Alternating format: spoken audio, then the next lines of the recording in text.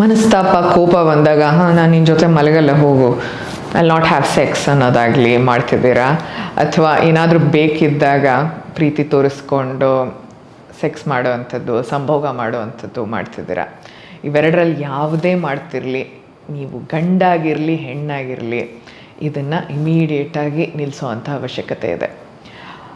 Sex, ಸಂಭೋಗ, ಆ ಪ್ರೀತಿಯ ಸಮಯ ಇರುತ್ತಲ್ಲ, ಅದು ಒಂದು ಪ್ರಶಸ್ತಿಯಾಗಿ ಅಥವಾ ಒಂದು ಶಿಕ್ಷೆಯಾಗಿ, ರಿವಾರ್ಡ್ ಆರ್ ಪನಿಷ್ಮೆಂಟ್ ಆಗಿ ಉಪಯೋಗಿಸಬಾರ್ದು. ಒಂದು ಬಾರ್ಗೇನ್ ಮಾಡುವಂತಹ ಒಂದು ಚೀಪ್ ಟ್ಯಾಕ್ಟಿಕ್ಸ್ ಆಗೋ ಇದನ್ನು ಉಪಯೋಗಿಸಬಾರ್ದು.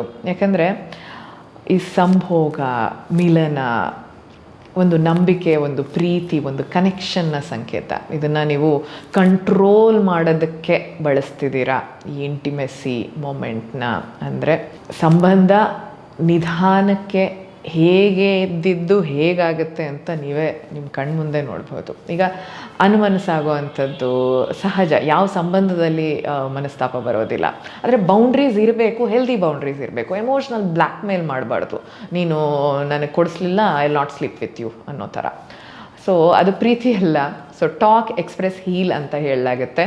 ಮಾತಾಡಿ, ಭಾವನೆಗಳನ್ನ ವ್ಯಕ್ತಪಡಿಸಿ, ಏನು ಅಂತ ಅರ್ಥೈಸ್ಕೊಂಡು ಮುಂದುವರಿಯುವಂಥದ್ದು ಒಳ್ಳೆಯದು. ಒಂದು ವೆಪನ್, ಒಂದು ಅಸ್ತ್ರ ಆಗಿ ಸೆಕ್ಸ್ನ, ಸಂಭೋಗ, ಸಮ್ಮಿಲನ, ಈ ಕನೆಕ್ಷನ್, ಈ ಪ್ರೀತಿನ ಉಪಯೋಗಿಸ್ಕೋಬೇಡಿ.